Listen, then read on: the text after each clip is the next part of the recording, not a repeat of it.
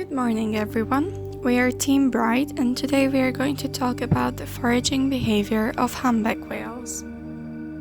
Humpback whales belong to the rorqual family, while they live in an omnivorous life feeding on tiny shrimp like krill, plankton, and small fish. To feed on these species, they often adopt a lunging and engulfing method, where they engulf large volumes of water equal to as much as 70% of their body mass, which is rather impressive if you ask me.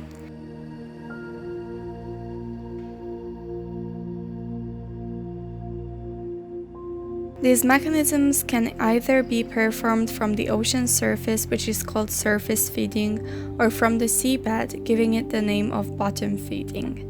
Surface feeding primarily takes place during the daytime when prey is most abundant at the upper proportion of the water column. On the other hand, bottom feeding occurs at night when all the sand dwellers have returned to the seabed to burrow themselves for the long night ahead.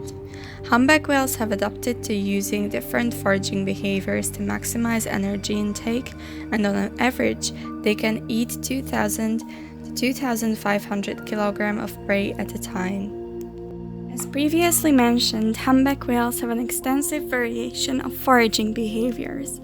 These surface and bottom foraging behaviors can be carried out in groups or individually. These group sizes can be as low as 2 or 3 individuals and as large as 10 to 15 individuals in one foraging pod. Feeding strategies varies depending on prey type, and individuals can show distinct variation within specific feeding strategies. This can be seen in the schematic on the right-hand side. Humpback whales are known for their unique grouping foraging techniques. However, group coordination is still a bit of a gray area that needs to be explored. Although a few key behaviors have been observed in recent studies, tonal acoustic cues, feeding calls, are used by humpback whales in southern Alaska to synchronize lunch feeding behaviors. Specifically, low-frequency calls are primarily used during these feeding calls.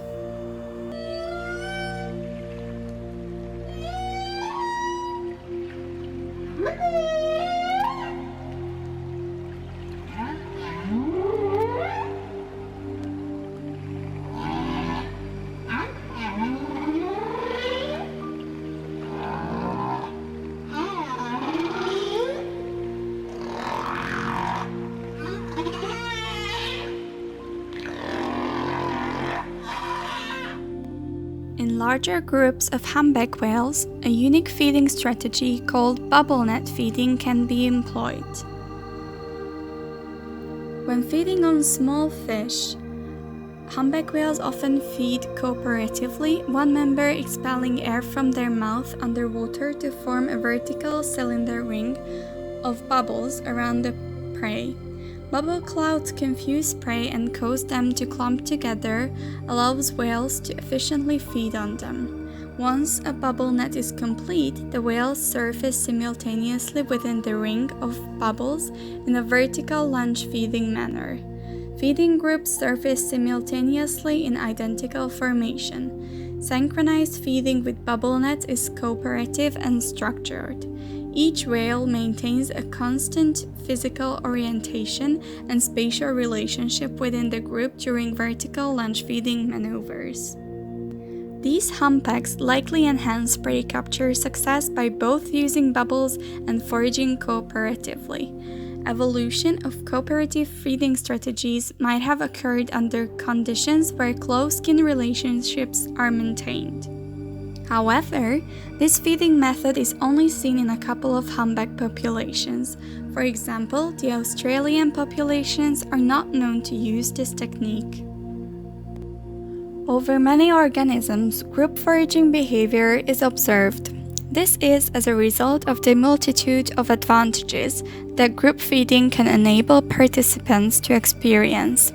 These advantages are not only in efficacy of catching prey, but also the ability to defend a resource and more chances to detect predators, whilst numbers also protecting group members from predators. Group foraging can be particularly useful for participants when food is scarce and locating food sources is proving difficult. Humbacks also use visual cues of counter shading at the surface to locate prey. When a prey patch is located by this method, the whale will begin a lunge at the location where the prey was originally observed. If the bulk of the prey have moved slightly, this will reduce the amount of food received significantly or even result in the whale missing. When visual methods of locating prey are used in combination with corralling strategies through bubble net feeding catches, for each individual will significantly increase in nutritional worth. When food quality and patchiness of prey are both high, there is a notable correlation between increasing group size and the intensity of these features. This is evidence of clear nutritional advantages enabled by group feeding behaviors in humpback whales. One of the only notable cons to these strategies is the initiation of intergroup competition that comes with these strategies. When groups are competing, individual fitness can be lowered if the group is being outcompeted. The diverse dietary requirements of humpbacks have induced the varied feeding behaviors we observe in populations. Humpbacks are known to bottom feed on large fish schools while also exhibiting the aforementioned bubble net techniques. Individuals have also been seen to carry out individual lunges in capturing krill, switching between hunting methods rather than sticking to one strategy. The benefits of group feeding are clear and covered multiple factors affecting fitness. In general, group feeding is more advantageous than detrimental to individual and group humpback fitness, as it is the prevalent evolutionary hunting strategy in humpback populations. Humpback evolution has led to strategies that are incredibly effective at gathering large volumes of food. As a result, humpbacks are one of the most effective hunters across marine mammals. Thank you for your attention.